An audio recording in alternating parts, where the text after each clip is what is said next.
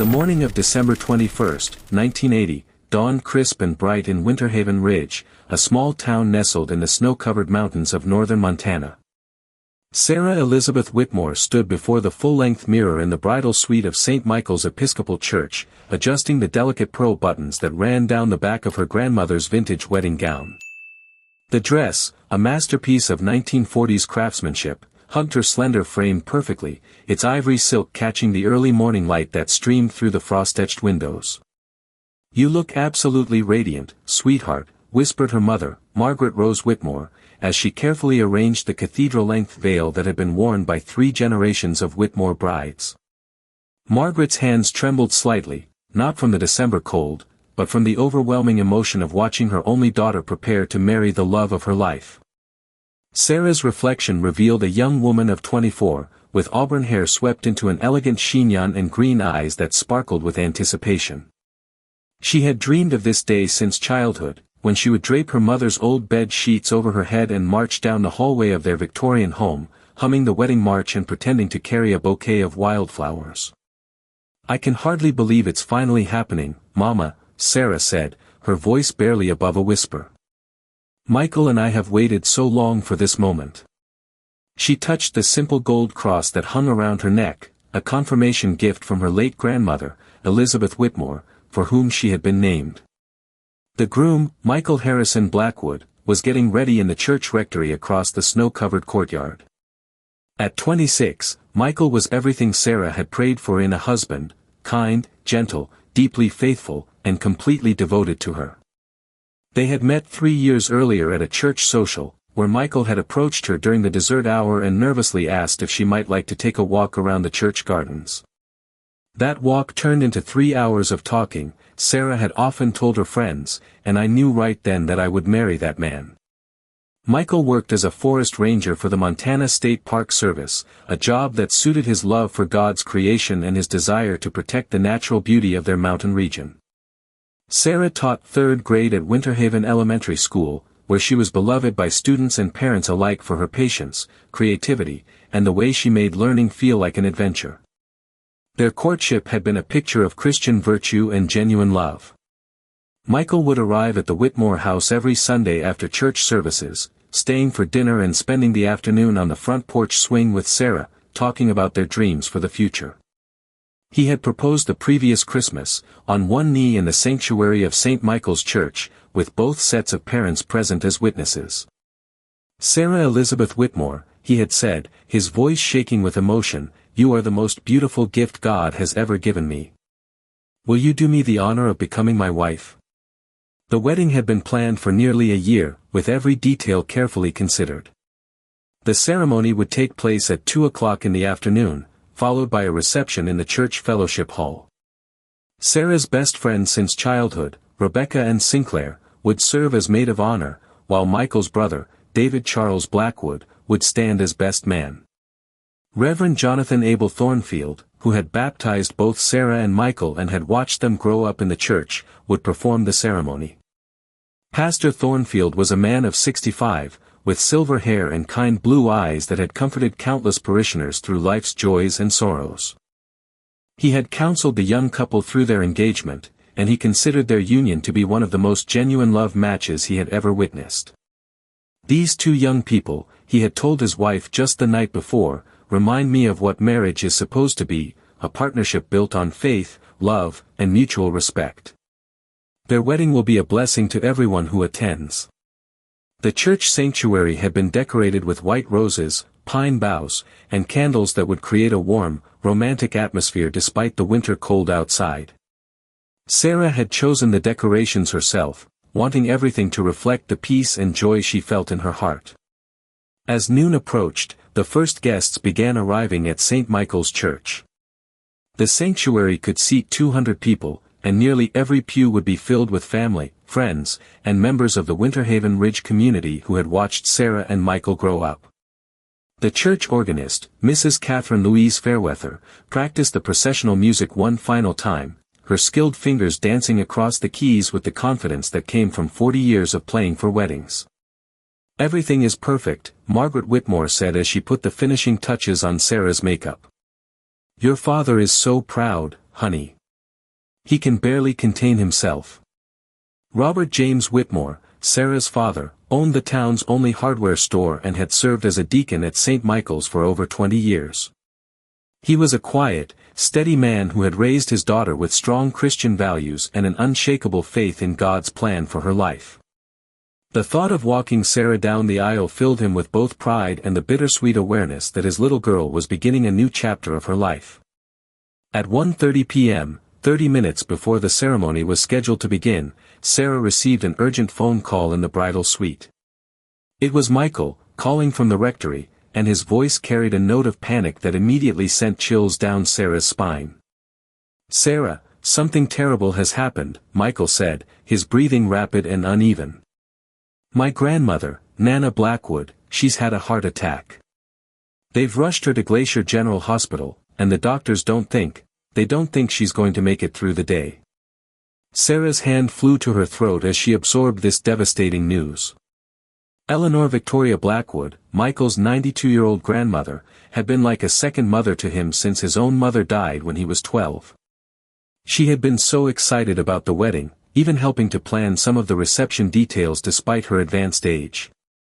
"Oh, Michael," Sarah whispered, tears springing to her eyes. "What do we need to do?" "I have to go to the hospital, Sarah. I have to be with her. But I don't know what this means for our wedding.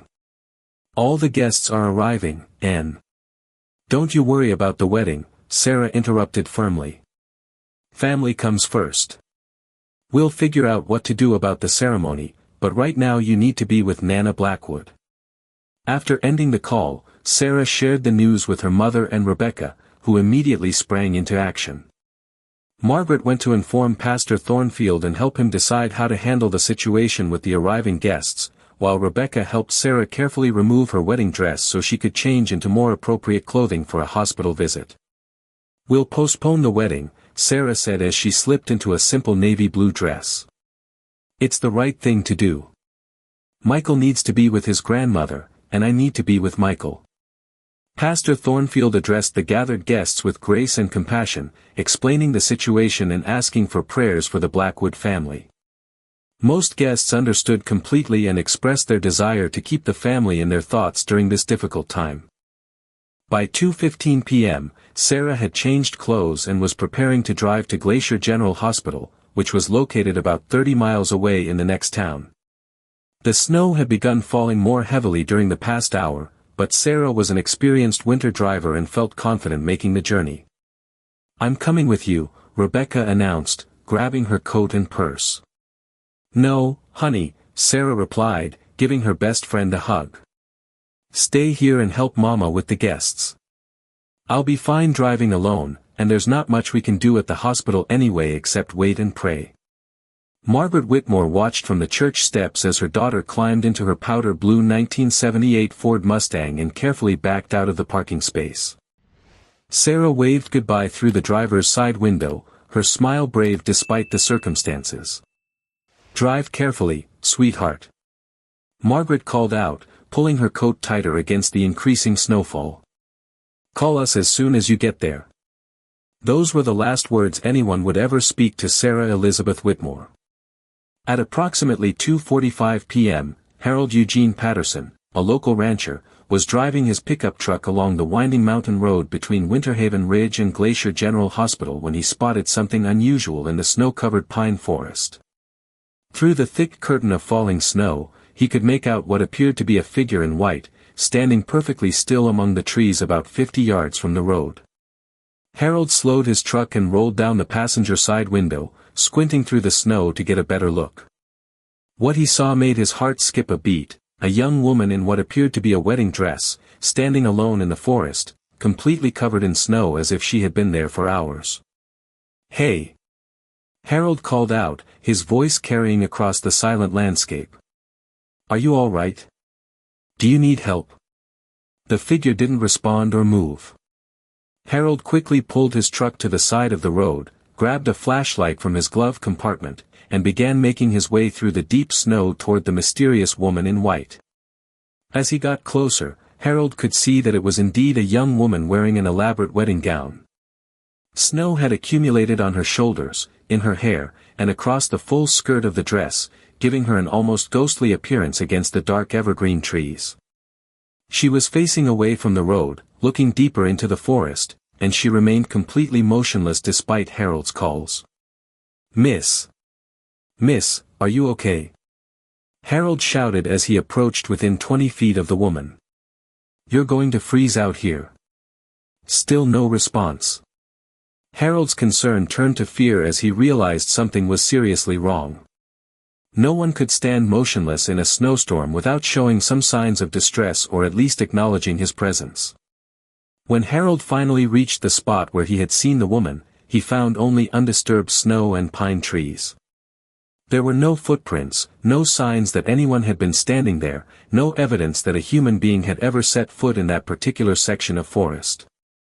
Bewildered and increasingly frightened, Harold searched the immediate area for several minutes, calling out and sweeping his flashlight beam through the trees. The snow was falling so heavily that visibility was limited to just a few yards in any direction, but Harold was certain of what he had seen: a young woman in a wedding dress, standing alone in the forest, covered in snow. After 15 minutes of fruitless searching, Harold returned to his truck and immediately drove to the Winter Haven Ridge Sheriff's Department. Sheriff Thomas Warren Cross, a man of 52 who had served the community for over 20 years, listened to Harold's story with growing concern. "You're sure it was a wedding dress?" Sheriff Cross asked, leaning forward across his desk. "Positive," Harold replied, his hands still shaking from the cold and the shock of what he had witnessed. "It was a fancy white dress with a long train, and the woman had what looked like a veil in her hair. She was just standing there in the snow, not moving, not responding when I called to her." Sheriff Cross immediately thought of the Whitmore Blackwood wedding that had been scheduled for that afternoon. He had been invited to the ceremony but had to work instead. A quick phone call to St. Michael's Church confirmed his worst fears. Sarah Whitmore had left the church around 2:15 p.m. to drive to the hospital, and she had not arrived at her destination. Within an hour, a full search and rescue operation was underway. Sheriff Cross organized teams of volunteers, including members of the fire department, the Park Service, and several local hunting clubs who were familiar with the mountain terrain. They focused their efforts on the area where Harold Patterson had reported seeing the woman in the wedding dress, as well as the route between Winter Haven Ridge and Glacier General Hospital. Michael Blackwood, devastated by both his grandmother's condition and Sarah's disappearance, joined the search despite the protests of family members who thought he should remain at the hospital. His knowledge of the local wilderness as a park ranger made him invaluable to the search efforts. "She's out there somewhere," Michael said to Sheriff Cross as they stood in the command post that had been set up at the Winter Haven Ridge Fire Station. "Sarah is strong and smart. If she's hurt or stranded, she'll find a way to survive until we can reach her." The search continued through the night and into the following day, but the heavy snowfall made conditions extremely difficult. Snowplows had to clear the mountain roads repeatedly just to allow the search vehicles to pass, and the dropping temperatures created additional urgency to find Sarah as quickly as possible. On the morning of December 22, searchers made their first significant discovery. Sarah's powder blue Mustang was found at the bottom of a steep ravine about 3 miles from where Harold Patterson had reported seeing the woman in the wedding dress.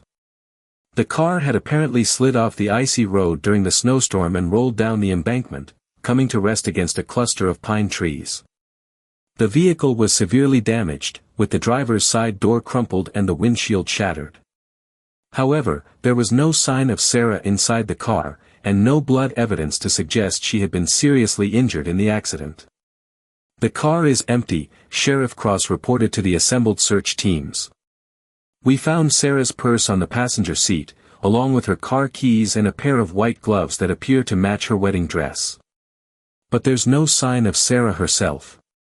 The discovery of the car raised more questions than it answered. If Sarah had been in an accident, why wasn't she found near the vehicle? And how could she have traveled 3 miles through dense forest in a wedding dress during a snowstorm? More puzzling still was the condition of the car's interior. Despite the severe damage to the exterior, Sarah's belongings were neatly arranged inside the vehicle, as if she had carefully gathered her things before leaving the car. Her white gloves were folded precisely on the dashboard, and her purse was closed and positioned upright on the passenger seat. "It's almost like she intended to leave the car," observed Detective Raymond Ellis Porter, who had been called in from the state police to assist with the investigation. "These aren't the actions of someone who was panicked or injured. Someone took time to organize these items before leaving the vehicle." The search for Sarah expanded to cover a wider area around the accident site, with teams of volunteers combing through miles of snow-covered wilderness. Bloodhounds were brought in to try to pick up Sarah's scent, but the heavy snow and freezing temperatures had eliminated any trail she might have left. As the days passed without any sign of Sarah, the initial hope and determination of the search teams began to give way to grim acceptance that they might be looking for a body rather than a survivor. The temperatures had dropped well below freezing every night since the accident, and even someone dressed warmly would have difficulty surviving in the wilderness for more than a few days. Michael Blackwood refused to give up hope, spending every daylight hour searching for his missing bride. He had taken indefinite leave from his job with the Park Service and barely slept or ate, driven by an obsessive need to find Sarah and bring her home. "She's alive," he insisted to anyone who would listen. "I can feel it in my heart. God wouldn't take her from me like this, not when we were so close to starting our life together." Pastor Thornfield organized prayer vigils at St. Michael's Church every evening, with members of the community gathering to pray for Sarah's safe return and to support the Whitmore and Blackwood families during their ordeal.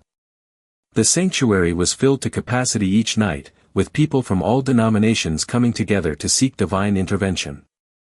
"We serve a God of miracles," Pastor Thornfield told the gathered faithful on Christmas Eve, exactly 1 week after Sarah's disappearance. "We've seen Sarah's faith, we've witnessed her devotion to our Lord, and we know that He holds her in His hands wherever she may be." Margaret and Robert Whitmore struggled to maintain their composure as the search stretched into its second week.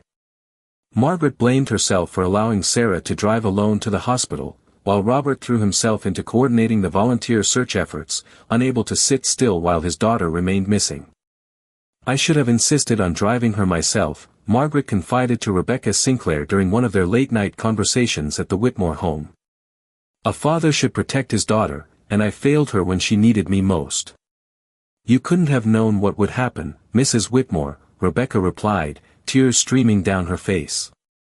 "Sarah made the decision to go alone because that's who she is, someone who puts others first, someone who doesn't want to burden anyone else with her problems." The story of the missing bride captured the attention of regional media, with reporters from newspapers and television stations as far away as Seattle coming to Winter Haven Ridge to cover the search efforts.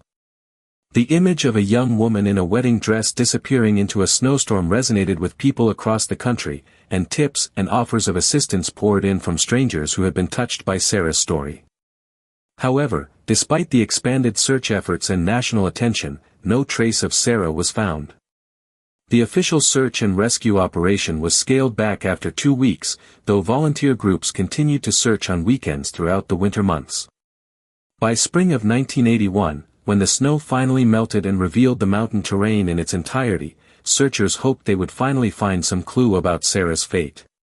Teams of volunteers, including many who had been searching since December, combed through areas that had been inaccessible during the winter months. They found nothing.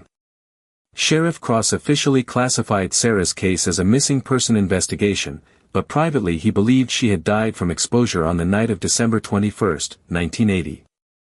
Her body, he theorized, had either been covered by snow and would eventually be found by hikers, or had been carried away by wild animals. Michael Blackwood continued searching for Sarah long after the official efforts had ended. Every weekend, he would pack his hiking gear and explore remote sections of the wilderness, calling Sarah's name and praying for some sign of what had happened to her. "I know she's out there," he told Pastor Thornfield during one of their counseling sessions in the summer of 1981.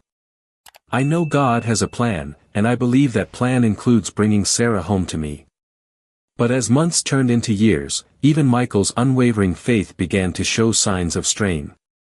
He eventually returned to his work with the Park Service, but colleagues noted that he had become more withdrawn and serious, rarely smiling and often seeming lost in thought during conversations. The Whitmore family struggled to rebuild their lives around the gaping hole left by Sarah's disappearance. Margaret fell into a deep depression that required months of counseling and medication, while Robert threw himself into church work with an intensity that worried his friends and family. "We have to find a way to live with not knowing," Pastor Thornfield counseled them during family therapy sessions. "Sometimes God calls us to walk through the valley of the shadow of death, and we have to trust that He is with us even when we cannot see His face." The mystery of Sarah Elizabeth Whitmore became part of the folklore of Winter Haven Ridge, a tragic story that parents would whisper to their children as a warning about the dangers of winter driving, and that young couples would remember during their own wedding planning, grateful for the blessing of a ceremony that proceeded without disaster. Harold Patterson, the rancher who had reported seeing Sarah in the forest, continued to drive the same route regularly, always watching for any sign of the woman in white.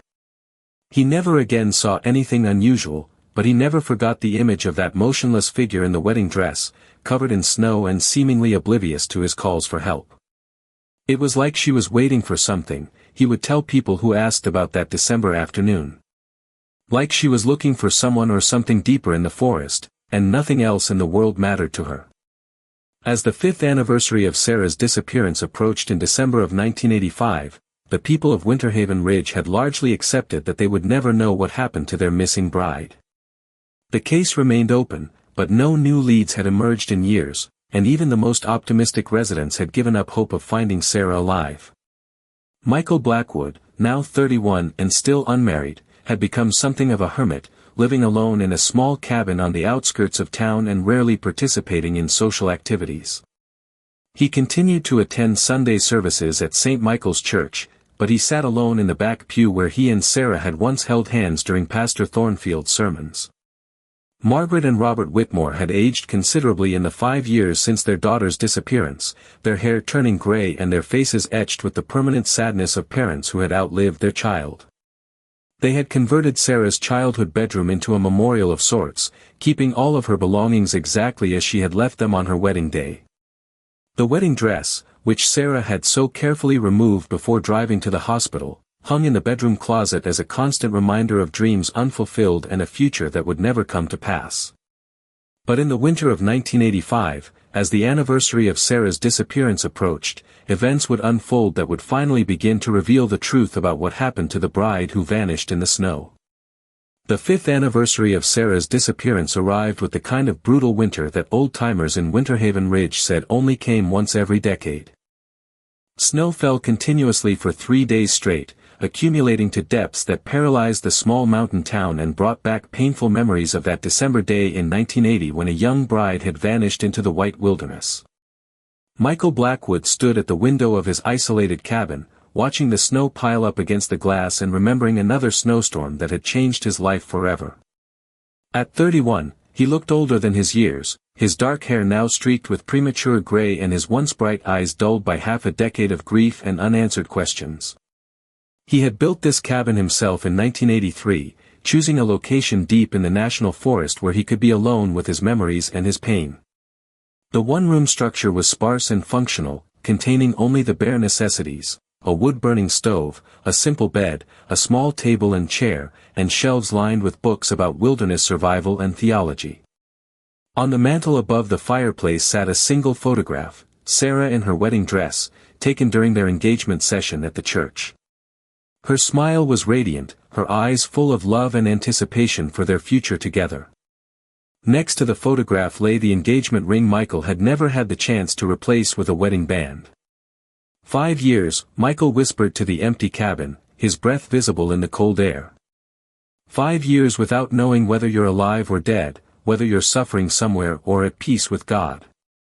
The not knowing was the worst part. If Sarah had died in the car accident, Michael could have grieved her properly and eventually found a way to move forward with his life. If she had survived and chosen to leave him, he could have tried to understand and forgive. But the complete absence of any explanation left him suspended in a limbo of hope and despair that grew more unbearable with each passing year. He had consulted with psychics, private investigators, and even a few people who claimed to have supernatural abilities. None of them had provided any useful information, and most had simply taken advantage of his desperation to extract money for false promises and fabricated visions. The rational part of Michael's mind knew that Sarah was almost certainly dead, that no one could have survived 5 years in the wilderness without contact with civilization. But his heart refused to accept this logical conclusion, clinging instead to the possibility that God was protecting her somewhere and that she would eventually return to him. "I'm losing my faith, Sarah," he confessed to the photograph on the mantel. "Pastor Thornfield keeps telling me to trust in God's plan, but I can't understand what possible plan could require you to be taken from me like this." Michael's relationship with God had become complicated and painful in the years since Sarah's disappearance. He still attended church on Sundays, more out of habit than conviction, but the songs and sermons that had once filled him with joy now felt hollow and meaningless. How could he praise a God who had allowed his beloved to vanish without a trace on what should have been the happiest day of their lives? Pastor Thornfield had tried countless times to counsel Michael through his crisis of faith, reminding him that God's ways are not always comprehensible to human understanding and that suffering often serves purposes beyond our immediate perception. But Michael found little comfort in these theological explanations when he lay awake at night wondering if Sarah was cold, hungry, frightened, or worse. The wider community of Winter Haven Ridge had gradually moved on from the tragedy of Sarah's disappearance, though her story remained a topic of occasional conversation, especially during the winter months when driving conditions were treacherous. New families had moved to town, children had been born and grown up, and life had continued its inexorable march forward.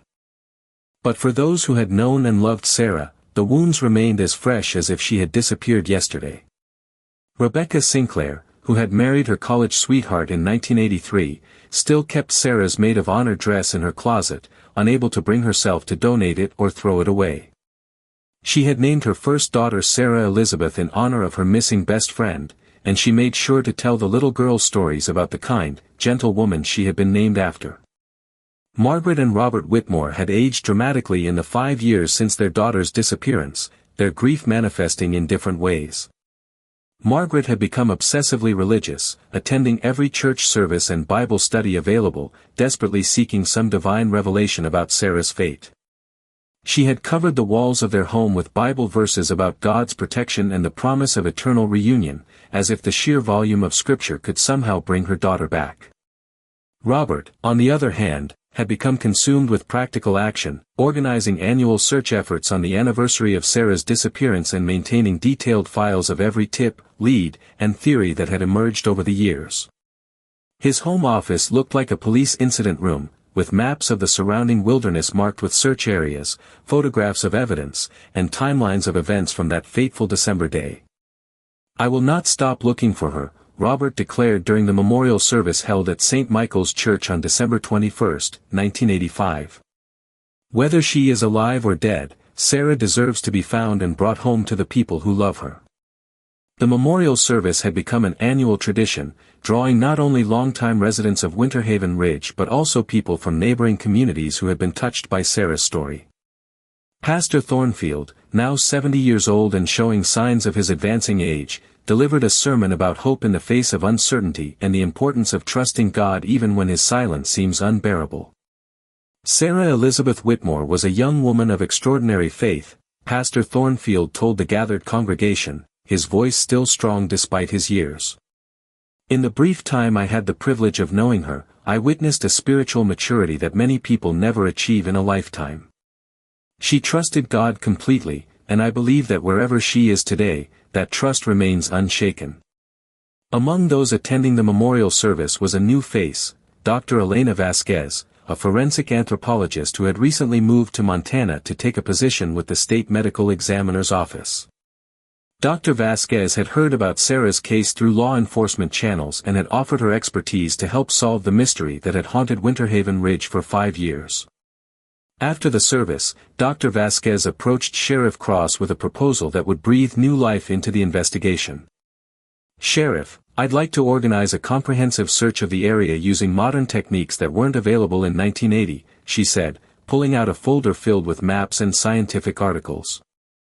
Ground-penetrating radar, cadaver dogs trained specifically for cold-weather searches, and systematic grid patterns that could cover far more territory than traditional volunteer search parties. Sheriff Cross, who had never stopped thinking about Sarah's case despite the passage of time, was immediately interested. "What would you need from us, Dr. Vasquez?" "Primarily cooperation and access to the search areas.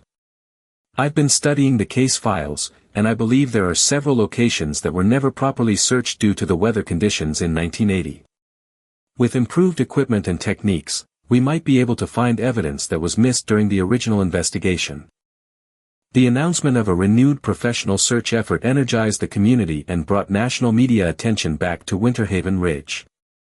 Reporters who had covered the original story returned to follow the new developments, and Sarah's disappearance was featured on several television programs about unsolved mysteries. Michael Blackwood was cautiously optimistic about the new search efforts, though he tried to guard his emotions against another disappointment.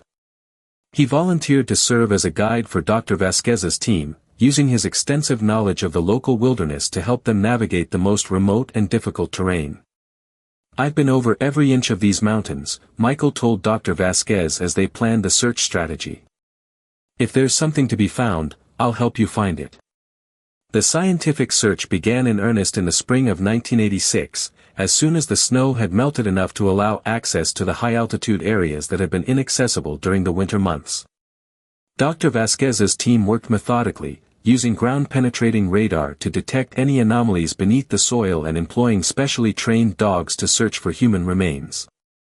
The work was slow and painstaking, covering only a few acres each day as the team carefully documented every potential piece of evidence. They found artifacts from decades of human activity in the forest, old campsites, discarded hunting equipment, even the remains of a small plane that had crashed in the mountains during World War II, but nothing that could be connected to Sarah's disappearance. As summer turned to autumn with no significant discoveries, Dr. Vasquez began to focus her attention on the area around Harold Patterson's sighting of the woman in the wedding dress. The location had been searched repeatedly over the years, but never with the sophisticated equipment now available. "There's something about this spot that bothers me," Dr. Vasquez confided to Michael as they stood in the forest clearing where Harold claimed to have seen Sarah. "According to the witness, she was standing right here, facing deeper into the woods. But why would someone leave a crashed car and walk 3 miles through difficult terrain to stand in this particular location?" Michael had wondered about the same thing for years. "Maybe she was disoriented from the accident," he suggested. "Head injuries can cause confusion and poor decision-making." "That's possible," Dr. Vasquez agreed, but there was no evidence of blood in the car or any indication that she had been seriously injured. "And the way her belongings were arranged suggests she was thinking clearly when she left the vehicle." The conversation was interrupted by excited barking from one of the cadaver dogs working about 50 yards away. The team immediately converged on the location, where the dog was pawing at a small depression in the ground near the base of a large pine tree. Dr. Vasquez's pulse quickened as she began carefully excavating the area with small hand tools, photographing each step of the process. About 18 inches below the surface, her brush revealed something that made her heart race, a small piece of white fabric, partially preserved by the cold mountain soil. "Get the sheriff on the radio," she called to one of her assistants. "And secure this entire area. We may have found something significant." The excavation continued for the next 2 days under the watchful supervision of law enforcement officers and medical personnel. As more soil was carefully removed, additional pieces of fabric were discovered, along with small metal objects that appeared to be buttons or jewelry components.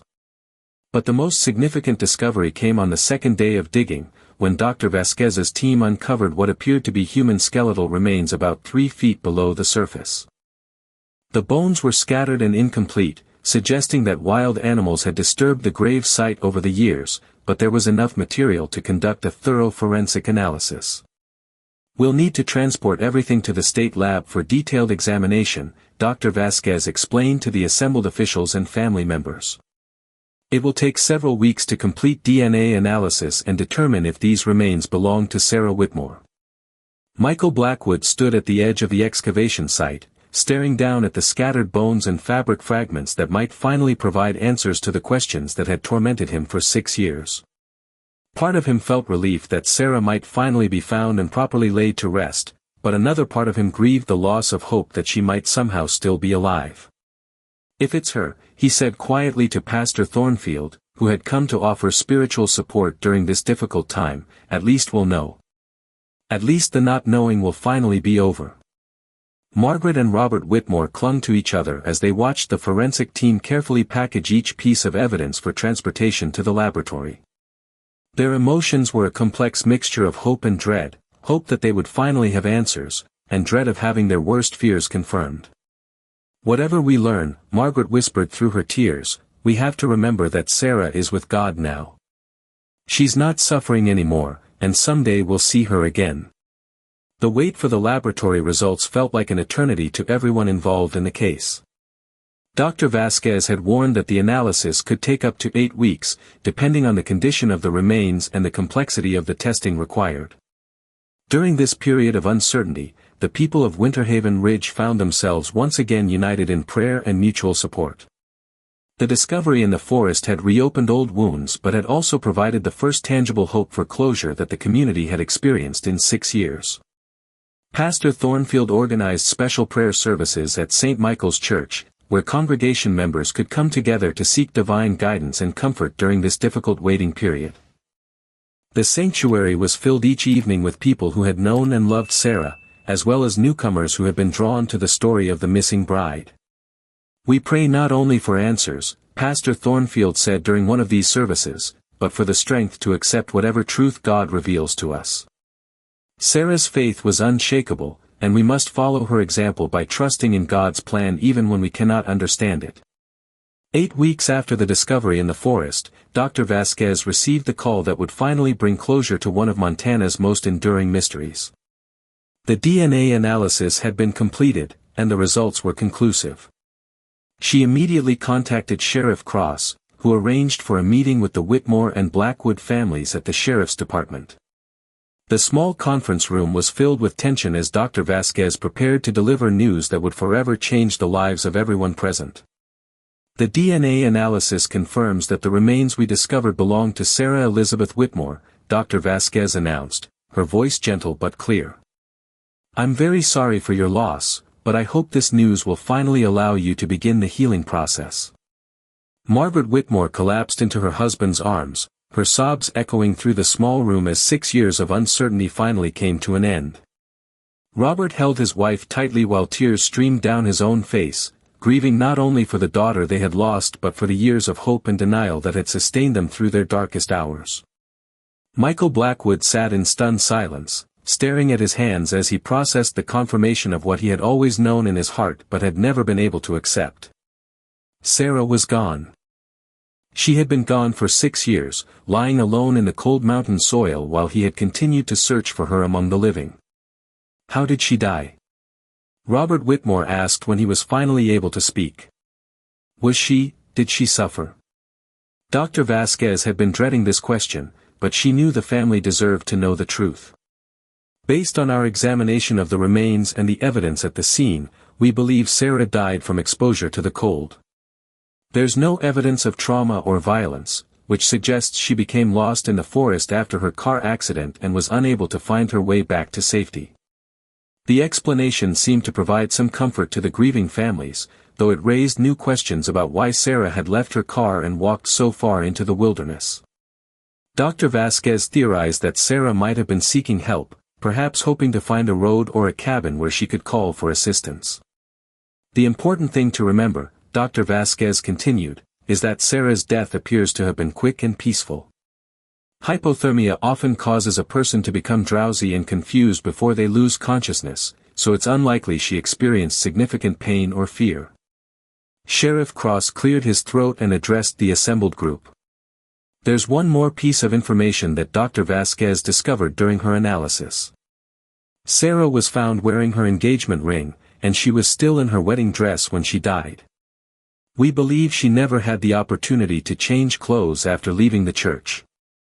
This detail struck Michael with particular force, as he realized that Sarah had died wearing the dress she had chosen for their wedding, carrying with her the symbol of their love and commitment even in her final moments. The image was both heartbreaking and somehow comforting, suggesting that her thoughts had been with him even as she faced her darkest hour. The formal identification of Sarah's remains allowed the Whitmore family to finally plan the funeral they had been unable to hold for 6 years. Pastor Thornfield worked closely with Margaret and Robert to design a service that would celebrate Sarah's life while acknowledging the extraordinary circumstances of her death and discovery. The funeral was held on a crisp October morning at St. Michael's Church, with virtually the entire population of Winter Haven Ridge in attendance. The sanctuary was filled with white roses and pine boughs, echoing the decorations that had been prepared for Sarah's wedding 6 years earlier. Michael Blackwood served as one of the pallbearers, finally able to perform the duty he had been denied when Sarah first disappeared. As he helped carry her casket down the aisle where they should have walked together as husband and wife, he whispered a final farewell to the woman who had been the love of his life. "I kept my promise, Sarah," he said softly. "I never stopped looking for you, and I never stopped loving you. Rest in peace, my darling." Pastor Thornfield's eulogy focused on Sarah's unwavering faith and the example she had set for everyone who knew her. He spoke about the mystery of God's plan and the importance of trusting divine wisdom even when human understanding fails. Sarah Elizabeth Whitmore lived her entire life as a testament to faith, hope, and love, Pastor Thornfield said, his voice carrying clearly through the packed sanctuary. Though her time with us was brief, the impact of her faith continues to inspire and strengthen our community. She is now in the presence of her Lord and Savior, experiencing the joy and peace that surpasses all understanding. The burial took place at Winter Haven Ridge Cemetery, on a hillside overlooking the town where Sarah had spent her entire life. Her grave was marked with a simple granite headstone bearing her name, dates of birth and death, and a verse from 1 Corinthians, "Faith, hope, and love remain, these three, but the greatest of these is love." As the funeral service concluded and mourners began to disperse, Michael remained at the graveside for a long time, saying his final goodbye to the woman who had been his whole world. For the first time in 6 years, he felt a sense of peace, knowing that Sarah was finally at rest and that their story, while tragic, was complete. But even as the community of Winter Haven Ridge began to heal from the long ordeal of Sarah's disappearance and discovery, new questions were beginning to emerge that would challenge everything they thought they knew about that December night in 1980. In the months following Sarah's funeral, Michael Blackwood began the difficult process of learning to live with closure rather than uncertainty. For 6 years, he had sustained himself on the hope that Sarah might somehow still be alive, that God might perform a miracle and return her to him. Now that hope was gone, replaced by the solid but painful knowledge that she was at peace in the arms of her Savior. Michael found unexpected comfort in returning to his work with the Montana State Park Service, where his colleagues welcomed him back with understanding and support.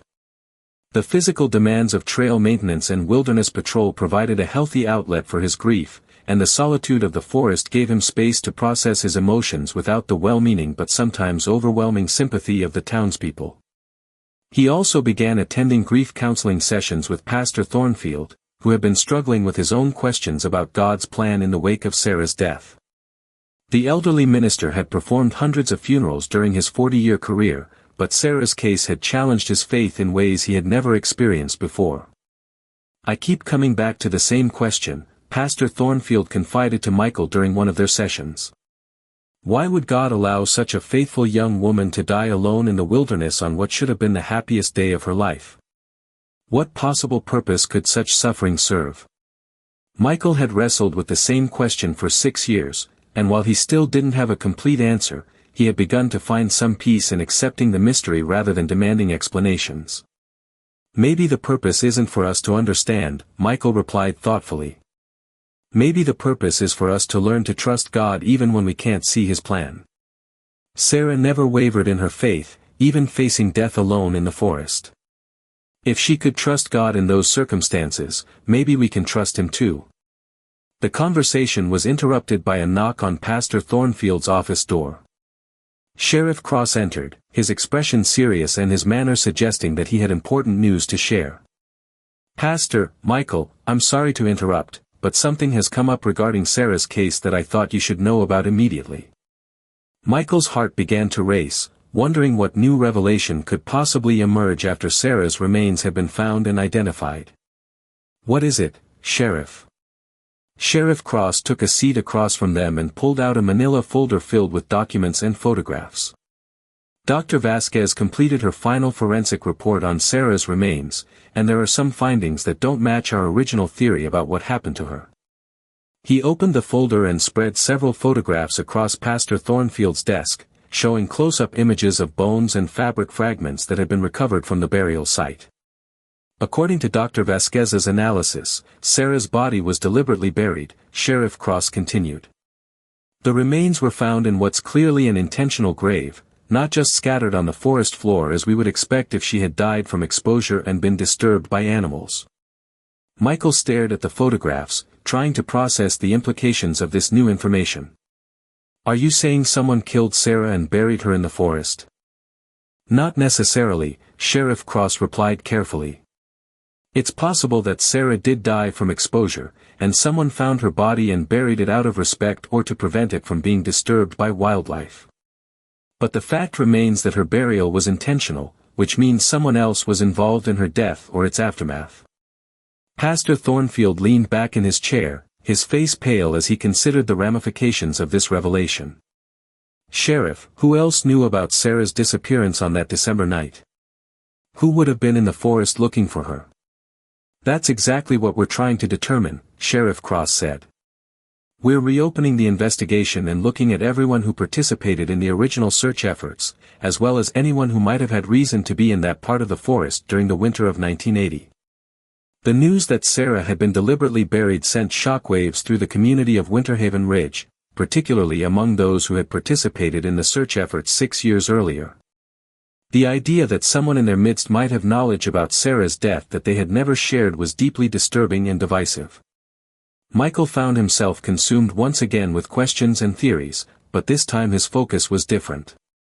Instead of wondering whether Sarah was alive or dead, he now needed to understand who had been involved in her death and why they had kept silent for so many years. Someone in this town knows what really happened to Sarah, Michael said to Rebecca Sinclair during one of their conversations at the diner where they had agreed to meet.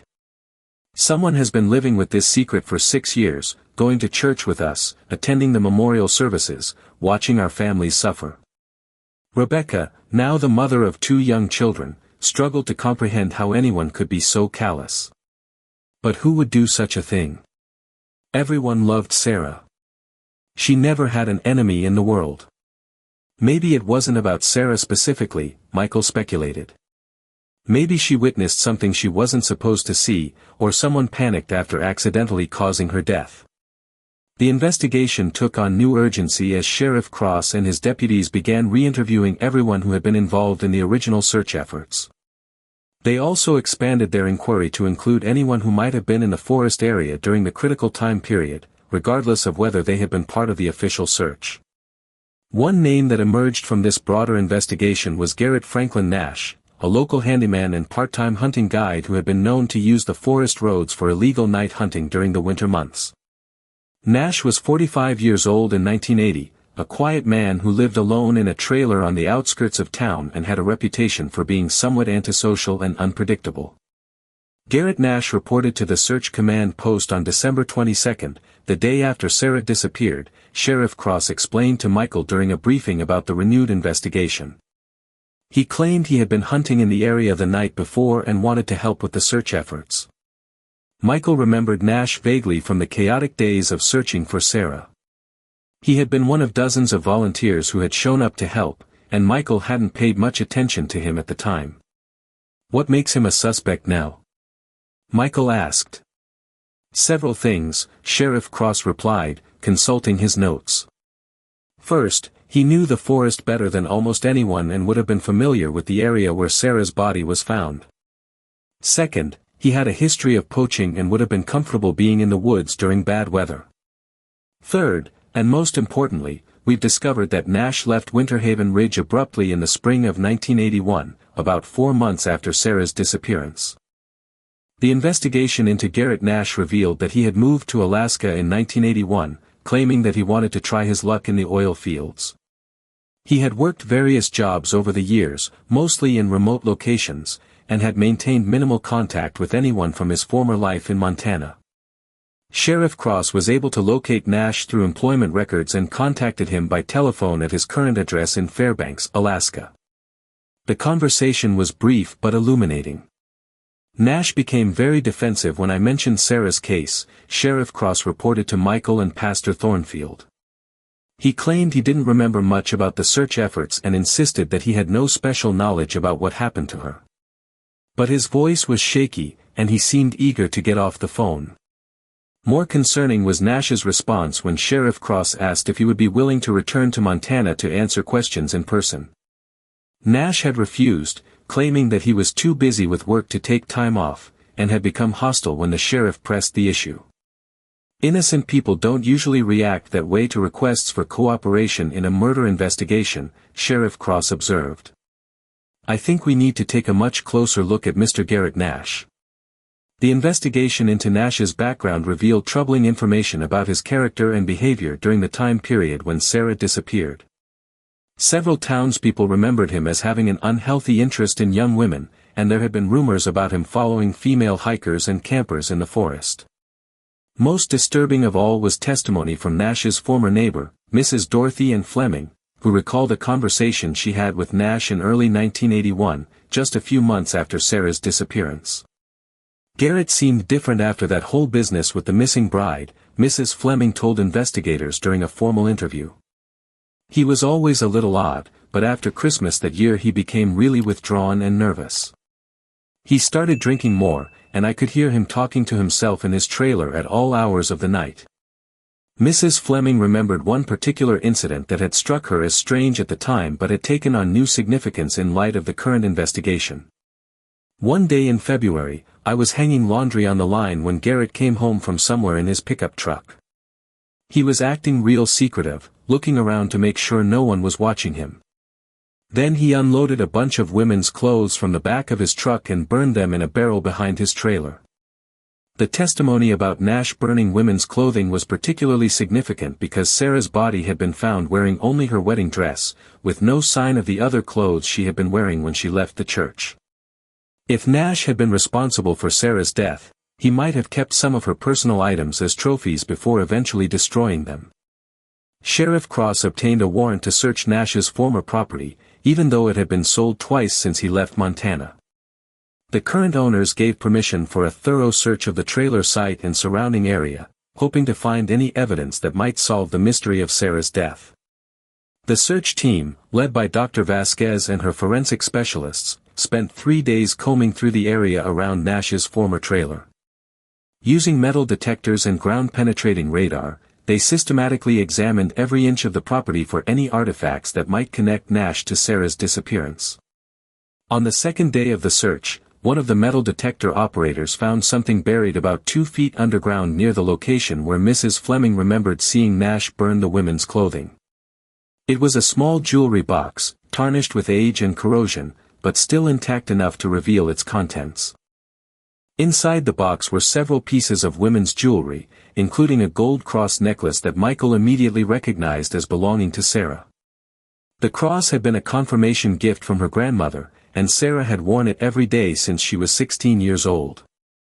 "That's definitely Sarah's necklace," Michael confirmed, his voice breaking with emotion as he held the familiar piece of jewelry. "She was wearing it on our wedding day. I remember seeing it when she was getting dressed at the church." The discovery of Sarah's necklace in a jewelry box buried on Nash's former property provided the strongest evidence yet that he had been involved in her death. Sheriff Cross immediately contacted Alaska State Police to request assistance in locating and questioning Nash about his connection to the physical evidence. However, when Alaska authorities attempted to locate Nash at his last known address in Fairbanks, they discovered that he had left his job at the oil company 3 weeks earlier, immediately after receiving Sheriff Cross's phone call. His supervisor reported that Nash had seemed agitated and nervous in the days before his departure, and had left without giving proper notice or forwarding address information. "Nash knew we were closing in on him," Sheriff Cross explained to the Whitmore and Blackwood families during a meeting at the sheriff's department. "His sudden departure from Alaska immediately after our phone conversation suggests consciousness of guilt."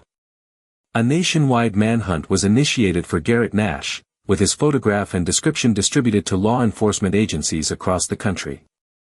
The FBI became involved in the case due to the interstate nature of the investigation, and Nash's information was entered into national crime databases.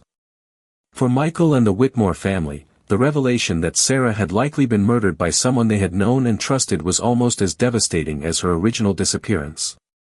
The idea that Nash had been present during the search efforts, pretending to help while secretly knowing what had happened to Sarah, was a betrayal that cut deep into their hearts. "All those days we searched for her," Michael said to Pastor Thornfield, his voice filled with anger and pain. "He was there with us, knowing she was dead and buried in the forest. How could anyone be so evil?" Pastor Thornfield struggled to provide comfort in the face of such profound wickedness. "Evil exists in this world, Michael. We've always known that. But we also know that God's justice will ultimately prevail, and that Sarah is beyond the reach of harm now." The manhunt for Garrett Nash continued for several weeks without success. He seemed to have vanished as completely as Sarah had 6 years earlier, leaving no trail for investigators to follow. Some law enforcement officials speculated that Nash might have fled to Canada or Mexico, while others believed he could be hiding in the wilderness areas of Alaska where he was familiar with survival techniques. But Nash's luck was about to run out, thanks to an unexpected source that would finally bring justice for Sarah Elizabeth Whitmore. Dr. Vasquez had continued her analysis of the evidence found at Nash's former property, and she had made an additional discovery that would prove crucial to solving the case. Among the items found with Sarah's necklace was a small piece of paper, protected from decay by the metal jewelry box, that contained what appeared to be a handwritten confession. The note was brief but damning. "I never meant for it to happen. She saw me dumping the deer I shot illegally and threatened to report me. I just wanted to scare her, but she fell and hit her head on a rock. I was afraid they would blame me for murder, so I buried her in the forest. God forgive me. GN." The confession provided the missing pieces of the puzzle about what had happened to Sarah on that snowy December night. According to Nash's account, Sarah had not died from exposure as originally believed, but had been killed accidentally during a confrontation about Nash's illegal hunting activities. Dr. Vasquez was able to confirm the confession by finding evidence of trauma to Sarah's skull that was consistent with a fall against a hard object. The injury had been overlooked during the initial examination because of the deteriorated condition of the remains, but more detailed analysis revealed a hairline fracture that would have been fatal. Nash's confession explains several things that puzzled us about Sarah's case, Dr. Vasquez explained to the investigators. It explains why she left her car and walked into the forest. She was following Nash or trying to get away from him. It explains why her body was found so far from the road. Nash took her to a remote location where he felt safe burying her. And it explains why he joined the search efforts. He wanted to monitor the investigation and make sure the body wasn't discovered. The confession note also revealed Nash's psychological state in the aftermath of Sarah's death. Despite his attempt to cover up his crime, he had been tormented by guilt and had apparently written the confession as a way of unburdening himself, even if he never intended to share it with authorities. Armed with Nash's written confession and the physical evidence connecting him to Sarah's death, law enforcement agencies intensified their efforts to locate him. The break they needed came from an unexpected source, a television program about unsolved crimes that featured Sarah's case and Nash's photograph. A viewer in British Columbia recognized Nash as a man who had been working at a remote logging camp under an assumed name. Canadian authorities immediately responded to the tip and were able to apprehend Nash without incident at the logging camp, where he had been living under the name Gary Nelson. Nash was extradited to Montana to face charges of manslaughter in connection with Sarah's death. Despite the evidence against him, he maintained his innocence during initial questioning, claiming that the confession note had been forged and that someone else must have buried Sarah's necklace on his property. However, when confronted with the overwhelming physical evidence and the testimony of witnesses who remembered his suspicious behavior after Sarah's disappearance, Nash finally admitted his guilt. In a plea agreement with prosecutors, he agreed to provide a complete account of what had happened on December 21, 1980, in exchange for a reduced sentence of 25 years in prison. Nash's detailed confession revealed the full horror of Sarah's final hours. According to his account, he had been hunting illegally in the forest that night when his truck became stuck in the snow. Sarah had come upon him while he was trying to free his vehicle and had seen the illegally killed deer in the back of his truck. She said she was going to report me to the authorities, Nash testified during his sentencing hearing. I panicked because I was already on probation for previous hunting violations, and I knew I would go to prison if she turned me in. Nash claimed that he had tried to convince Sarah to keep quiet about what she had seen, but she had refused and had threatened to walk back to the road to find help. In his desperation to stop her, Nash had grabbed Sarah's arm, causing her to lose her balance and fall backward against a large rock. I never meant to hurt her, Nash insisted, though his words provided little comfort to Sarah's loved ones. I just wanted to stop her from leaving. When I realized she was dead, I panicked and decided to bury her body and make it look like she had gotten lost in the storm. Nash's confession explained the mysterious circumstances of Sarah's disappearance, including why her car had been found empty and why Harold Patterson had reported seeing a woman in a wedding dress standing motionless in the forest. According to Nash, he had moved Sarah's body to the burial site and had briefly left it above ground while he dug the grave, which would explain the sighting. The case was finally closed with Nash's conviction and sentencing, bringing a measure of justice for Sarah and closure for her family and friends. But for Michael Blackwood and the Whitmore family, no amount of legal resolution could restore what they had lost or ease the pain of knowing that Sarah had died because of one man's selfish desire to conceal his crimes. The community of Winter Haven Ridge struggled to come to terms with the revelation that someone they had known and trusted had been responsible for Sarah's death. Nash had been a peripheral figure in their lives, but he had been present at community events and had even attended church occasionally, making his crime feel like a profound betrayal of their trust. Pastor Thornfield found himself counseling not only the immediate victims of Nash's crime but also congregation members who were struggling with questions about evil, justice, and forgiveness. How could they forgive someone who had committed such a heinous act? How could they trust their neighbors when one of them had proven capable of murder and deception? Forgiveness doesn't mean forgetting or excusing evil, Pastor Thornfield preached in a sermon shortly after Nash's conviction. It means choosing to release our anger and desire for revenge, trusting that God's justice will ultimately prevail. Sarah forgave those who wronged her, we know this from her character and her faith. If we want to honor her memory, we must follow her example. The sermon was particularly meaningful to Michael, who had spent months struggling with hatred and anger toward Nash. The idea of forgiving Sarah's killer seemed impossible, but Michael knew that carrying such bitterness would only continue to poison his life and prevent him from healing. Sarah would want me to forgive him, Michael confided to Pastor Thornfield after the service. She always believed that forgiveness was the path to peace, even when someone had wronged her deeply. I'm not there yet, but I want to try. The process of forgiveness would be long and difficult, but Michael found strength in his faith and in the support of his community. He began attending a support group for families of crime victims, where he met others who were wrestling with similar questions about justice, mercy, and healing. As 1987 dawned, nearly 7 years after Sarah's disappearance, Michael Blackwood began to envision a future that didn't revolve entirely around grief and loss. Nash's conviction had provided answers to the questions that had tormented him for so long, and while the pain of losing Sarah would never completely disappear, he was finally able to begin moving forward with his life. He returned to active participation in church activities and began developing friendships that weren't based solely on shared grief. He also started dating again, something he had never thought possible during the years when Sarah's fate remained unknown. Michael's new relationship was with Jennifer Lynn Morrison, a teacher who had moved to Winter Haven Ridge in 1985 to work at the elementary school where Sarah had once taught. Jennifer was a woman of deep faith who understood the significance of Sarah's memory in Michael's life and never tried to compete with or replace that love. Sarah will always be part of who you are, Jennifer told Michael during one of their early conversations about their relationship. I'm not asking you to forget her or stop loving her. I'm asking you to let me walk alongside you as you continue to honor her memory while building a new life. Michael found Jennifer's understanding and acceptance deeply healing. For the first time since Sarah's death, he was able to imagine a future that included both honoring his first love's memory and embracing new possibilities for happiness and companionship. The wedding of Michael Blackwood and Jennifer Morrison took place at St. Michael's Church in June of 1988, with Pastor Thornfield officiating.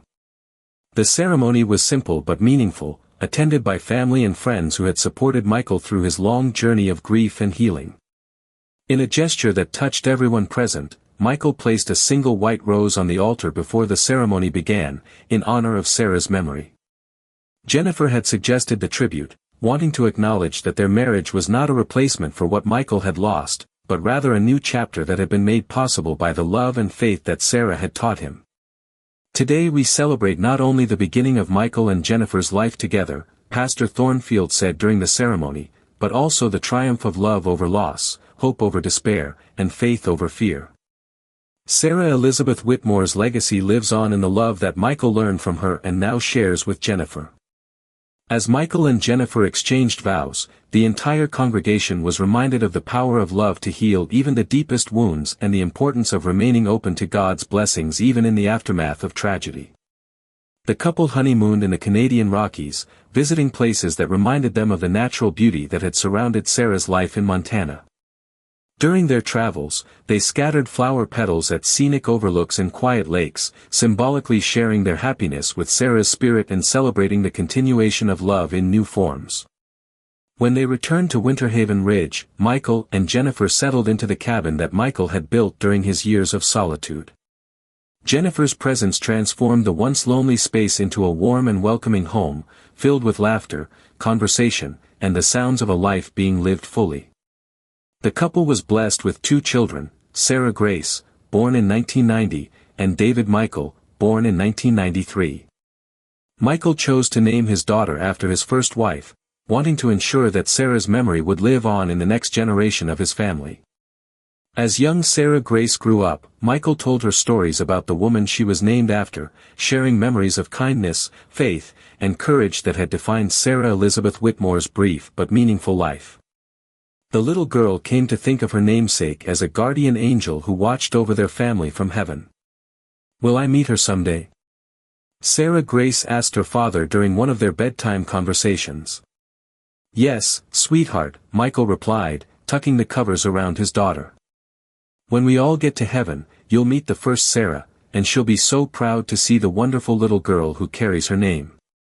The family attended services regularly at St. Michael's Church, where Pastor Thornfield continued to serve despite his advancing age. The elderly minister had become like a grandfather to Michael's children, and he took special joy in watching the family that had emerged from such profound tragedy. In 1995, 15 years after Sarah's disappearance, the community of Winter Haven Ridge dedicated a memorial garden at the church in honor of all those who had died too young. The centerpiece of the garden was a marble bench inscribed with Sarah's name and favorite Bible verse, and now these 3 remain: faith, hope and love. But the greatest of these is love. The memorial garden became a place of peace and reflection for community members dealing with loss and grief. Families would come to sit on Sarah's bench and find comfort in the beauty of the flowers and the reminder that love transcends death. Michael brought his children to the memorial garden regularly, teaching them about the importance of remembering those who had gone before and honoring their memory through acts of love and service. Sarah Grace and David learned early in life that their family's history was marked by both tragedy and triumph, and that their father's ability to love them so deeply had been strengthened by the love he had first learned from Sarah Elizabeth Whitmore. As the millennium approached, Winter Haven Ridge had largely healed from the trauma of Sarah's disappearance and the revelation of Nash's crime. The community had grown and changed, with new families moving in and older residents passing away, but Sarah's story remained part of the town's collective memory. Garrett Nash continued to serve his sentence in the Montana State Prison, where he had become something of a model prisoner. He participated in educational programs and had earned his GED, but he remained largely isolated from other inmates and rarely received visitors. In 1999, as the 20th anniversary of Sarah's death approached, Nash surprised everyone by requesting a meeting with Pastor Thornfield. The elderly minister, now 84 years old, agreed to visit the prison despite his failing health and the difficulty of the journey. "Why did you want to see me?" Pastor Thornfield asked Nash during their meeting in the prison visiting room. Nash, now in his 60s with graying hair and deep lines etched in his face, struggled to find the words to express what he had been feeling for nearly 2 decades. "I wanted to ask for forgiveness," Nash said finally, his voice barely audible. "Not from the law, I know I deserve to be here, but from God. And from Sarah's family, if that's possible." Pastor Thornfield studied the man who had caused so much pain to his community, looking for signs of genuine repentance rather than mere self-pity or manipulation. "Forgiveness is always possible through God's grace," Pastor Thornfield replied carefully. "But true repentance requires more than just asking for forgiveness. It requires a genuine change of heart and a commitment to making amends for the harm you've caused." Nash nodded, tears streaming down his weathered face. "I know I can never bring Sarah back or undo the pain I caused her family. But I want to try to make things right in whatever way I can. I've been reading the Bible you sent me, and I understand now what Sarah meant when she talked about reporting me to the authorities." "What do you mean?" Pastor Thornfield asked. "She wasn't trying to hurt me or get revenge," Nash explained. "She was trying to help me do the right thing. She knew I was heading down a bad path, and she wanted to give me a chance to change before it was too late. But I was too selfish and scared to see that." The conversation continued for nearly 2 hours, with Nash sharing his journey toward understanding the gravity of his actions and his growing desire to find redemption. Pastor Thornfield was cautiously optimistic about Nash's apparent conversion, but he knew that true repentance would need to be demonstrated through consistent behavior over time. "If you're truly sorry for what you've done," Pastor Thornfield told Nash before leaving, "then you need to dedicate the rest of your life to serving others and honoring Sarah's memory. That might mean volunteering in prison programs, helping other inmates find their way to God, or finding other ways to contribute positively to the world." Nash took Pastor Thornfield's advice to heart, becoming involved in the prison's Christian ministry and eventually leading Bible study groups for other inmates. He also wrote letters to victims' rights organizations, sharing his story as a cautionary tale about how small crimes can escalate into larger tragedies when people refuse to take responsibility for their actions. Most significantly, Nash wrote a letter of apology to Michael Blackwood and the Whitmore family, acknowledging his crime and expressing genuine remorse for the pain he had caused. The letter was delivered through Pastor Thornfield, who served as an intermediary to protect the family from unwanted contact. Michael struggled with how to respond to Nash's letter. Part of him remained angry and wanted nothing to do with his wife's killer, but another part of him recognized the courage it had taken for Nash to write such a letter and the importance of forgiveness in his own healing process. After much prayer and consultation with Jennifer and Pastor Thornfield, Michael decided to write a brief response to Nash, acknowledging his apology while making it clear that forgiveness was an ongoing process rather than a single moment of decision. "I am working toward forgiveness," Michael wrote, "not because you deserve it, but because Sarah would have wanted me to choose love over hatred. Your actions took away the woman I loved most in this world, but I will not let your actions take away my ability to love and trust others." The exchange of letters marked a turning point in both men's journeys toward healing and redemption. For Michael, it represented another step in his long process of letting go of anger and bitterness. For Nash, it provided hope that his genuine repentance might eventually lead to some form of reconciliation, even if complete forgiveness remained elusive. As the new millennium dawned, the story of Sarah Elizabeth Whitmore had become part of the folklore of Winter Haven Ridge, a tale that parents told their children about the importance of making good choices and the power of love to overcome even the greatest tragedies. The white roses that bloomed each summer in the memorial garden served as a reminder that beauty could emerge from the darkest soil, and that lives cut short could still have lasting impact on the world around them. 25 years had passed since that snowy December night when Sarah Elizabeth Whitmore disappeared from the world, and the community of Winter Haven Ridge had grown and evolved while never forgetting the young woman whose story had touched so many lives. The town now boasted a population of nearly 3,000 residents, many of whom had moved there specifically because of its reputation as a place where neighbors looked out for one another and where faith provided a strong foundation for daily life. Michael Blackwood, now 51 years old, had become one of Winter Haven Ridge's most respected citizens. His work with the Montana State Park Service had earned him promotion to regional supervisor, and he served on the town council and the school board. His marriage to Jennifer had been blessed with love, stability, and the joy of watching their children grow into thoughtful, compassionate young people. Sarah Grace Blackwood was now 15 years old, a bright and beautiful teenager who possessed her namesake's gentle spirit and deep faith. She had grown up hearing stories about the first Sarah, and she carried herself with a maturity and wisdom that impressed everyone who knew her.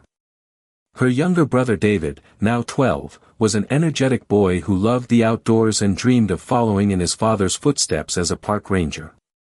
Pastor Thornfield had passed away peacefully in his sleep in 2002 at the age of 87, and his funeral had been attended by hundreds of people whose lives he had touched during his 5 decades of ministry. He was succeeded by Pastor William Christopher Hansen, a young man of 35 who had been drawn to Winter Haven Ridge specifically because of its reputation for strong community bonds and faithful stewardship. Pastor Hansen had been fascinated by the story of Sarah's disappearance and discovery, and he had made it a point to visit her grave regularly and to honor her memory during special services at St. Michael's Church. He viewed Sarah as a symbol of faith persevering through trials, and he often referenced her story when counseling congregation members who were facing difficult times. The memorial garden at the church had grown over the years, expanding to include monuments to other community members who had died young or under tragic circumstances. But Sarah's marble bench remained the centerpiece, and it was rarely unoccupied during daylight hours as people came to sit, reflect, and find peace in the beauty of the surroundings. Margaret and Robert Whitmore, now in their 80s, had aged gracefully and found comfort in their faith and in watching Michael's family grow.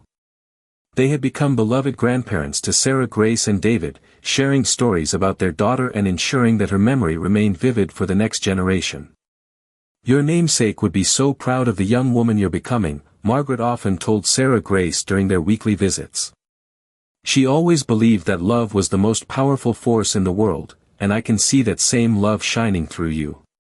The Whitmores had also established the Sarah Elizabeth Whitmore Memorial Scholarship, which provided financial assistance to young women from Winter Haven Ridge who wanted to pursue careers in education or social work.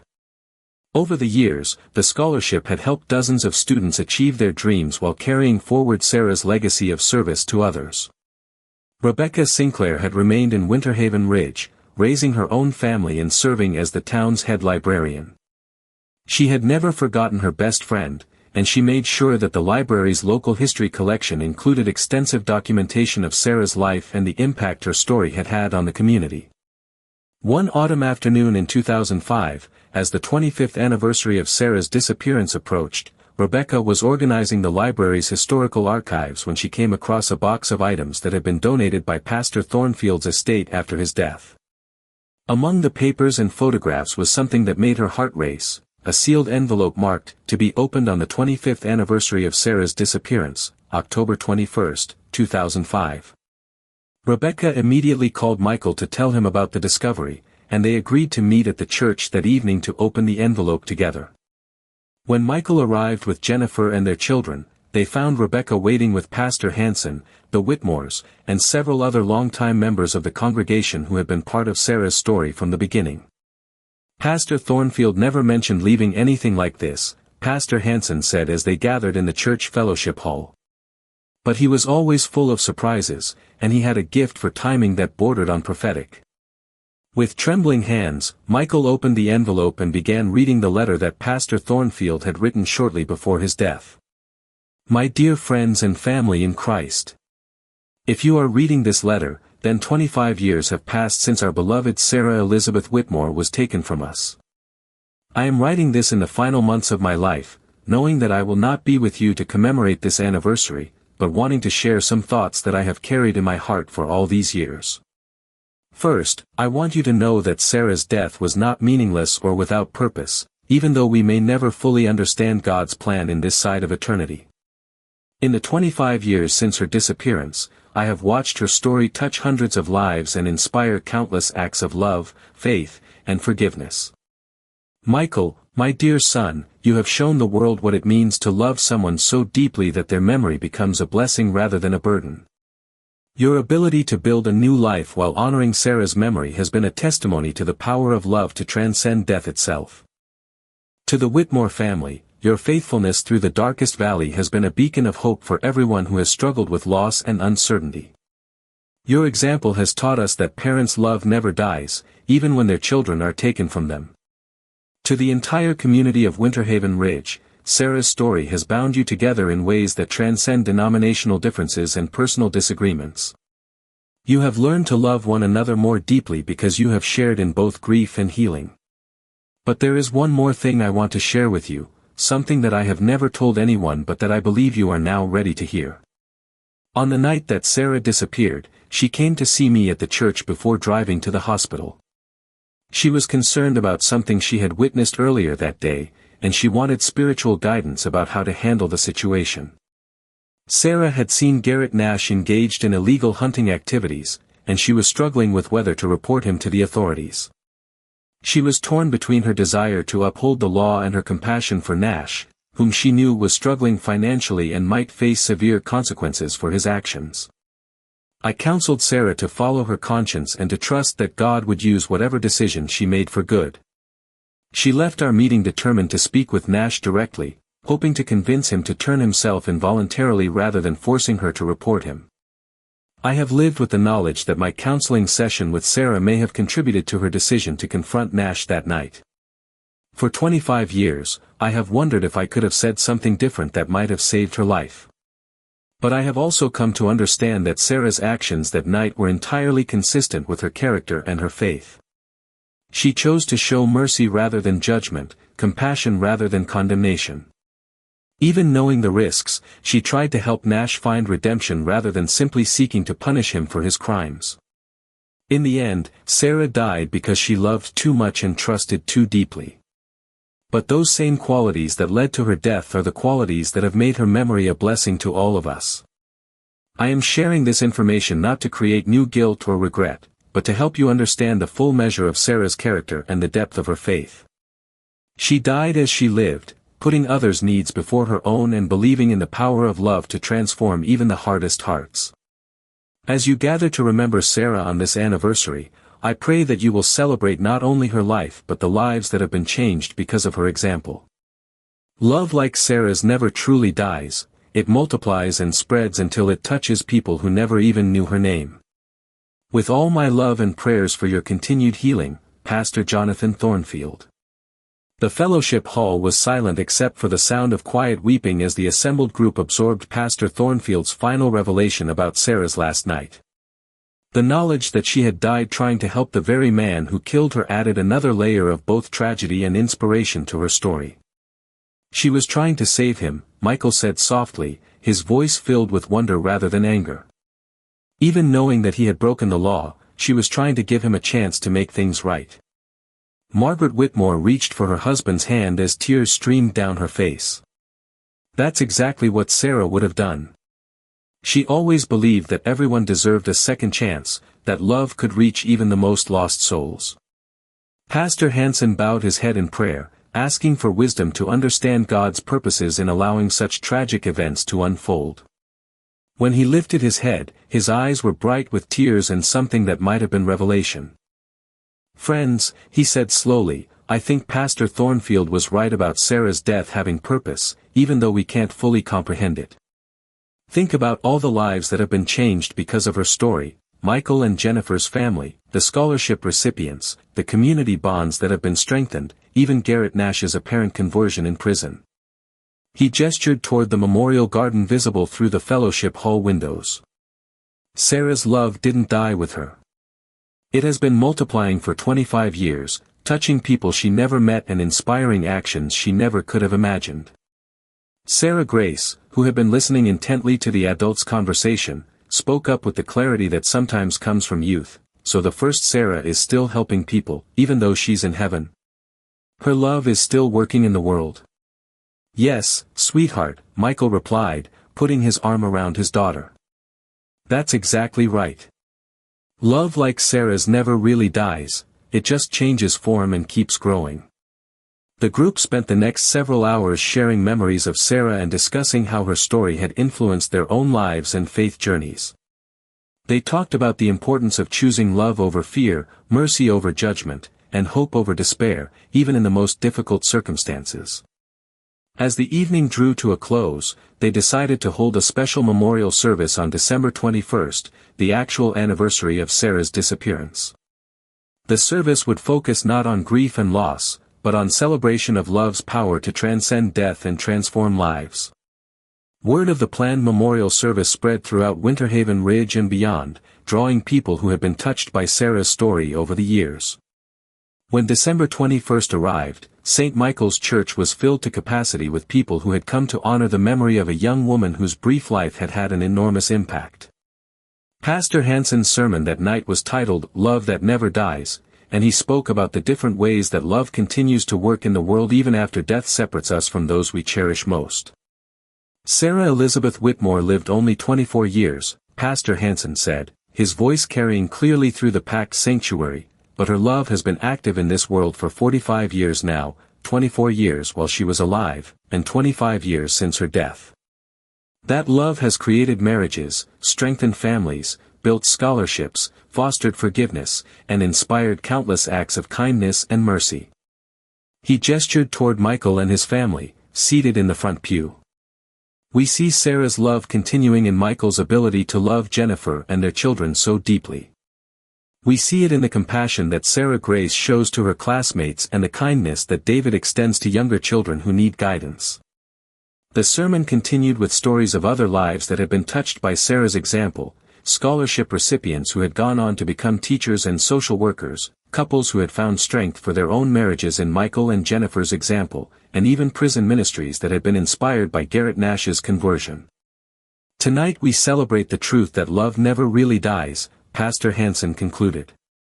It may change form, it may work through different people and in ways we don't expect, but true love, love like Sarah's, continues to bless the world long after the one who first showed that love has gone home to be with Jesus.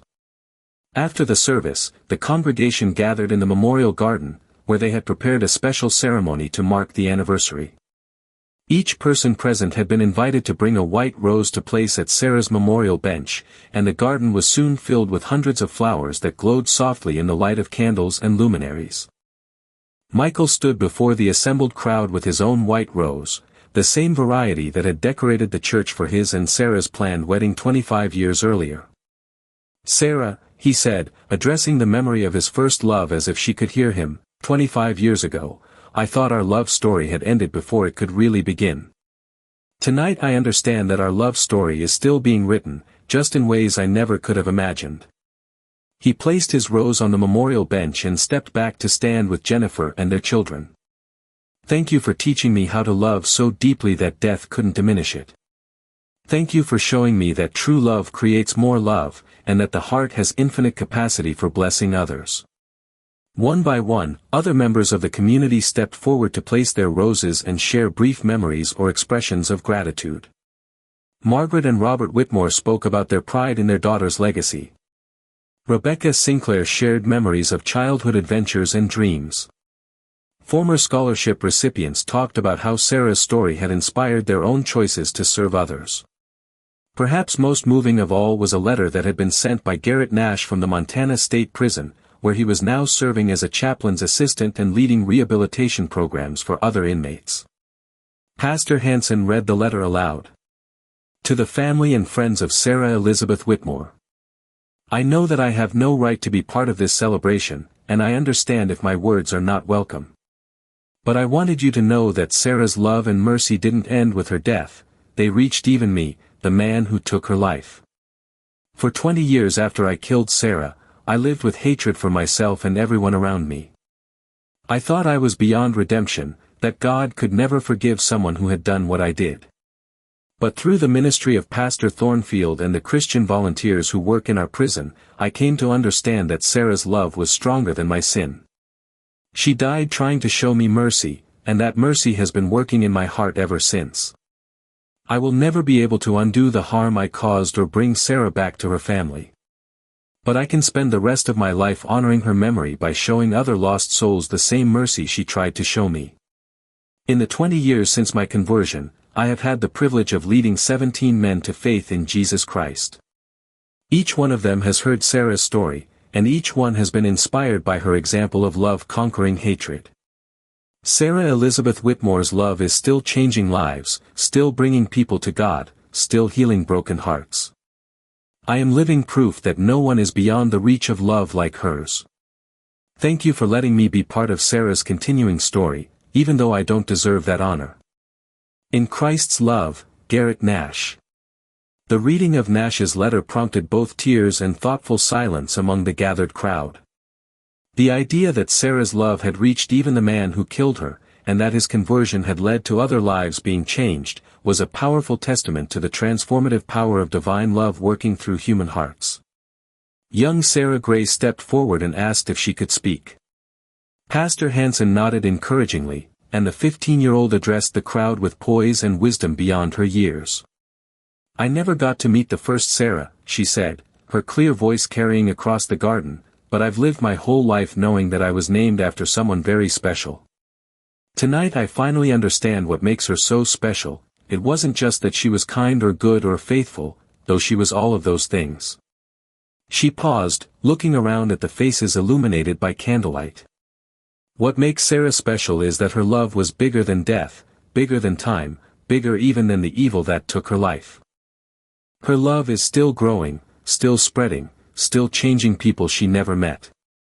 Sarah Grace turned toward the memorial bench covered with white roses. Thank you, Sarah, for showing all of us what love really looks like. Thank you for loving so much that it overflowed into all our lives. I promise to keep passing your love along to others, so that it never stops growing. The ceremony concluded with the entire gathering joining hands around the memorial garden and singing, Amazing Grace, Sarah's favorite hymn. Their voices rose into the crisp December air, carrying with them 25 years of grief transformed into hope, questions transformed into faith, and love multiplied beyond measure. As people began to disperse, many lingered in small groups, reluctant to end such a meaningful evening. Michael and Jennifer stood with their children beside Sarah's memorial bench, watching the last candles flicker in the gentle winter breeze. Do you think she knows? Sarah Grace asked her father. Do you think the first Sarah knows how much good has come from her story? Michael looked up at the star-filled sky, then back at his daughter's earnest face. I think she knows, sweetheart. And I think she's proud of all of us for learning the lesson she tried to teach, that love is the strongest force in the universe, and that it never really dies. As the Blackwood family walked home through the quiet streets of Winter Haven Ridge, they carried with them a sense of completion and new beginning. Sarah Elizabeth Whitmore's earthly story had ended 25 years earlier in tragedy and mystery, but her eternal story of love transcendent continued to unfold in the lives of everyone who had been touched by her example. The white roses in the memorial garden would bloom again in the spring, as they had every year since Sarah's death. Children would continue to be born and named in her honor. Scholarships would continue to help young women pursue their dreams of serving others. Broken hearts would continue to find healing in the knowledge that love survives even death itself. And somewhere in the eternal presence of God, a young woman in a wedding dress was no longer covered by snow but clothed in light, her love having grown from a single life into a river of blessing that would flow through countless other lives for generations to come. In Winter Haven Ridge, the legend of the bride who vanished in the snow had become something much more powerful, a living testament to the truth that love never fails, never gives up, never comes to an end. Sarah Elizabeth Whitmore's love story was still being written, one transformed life at a time, in the hearts of all who chose to follow her example of mercy, faith, and love that conquers all.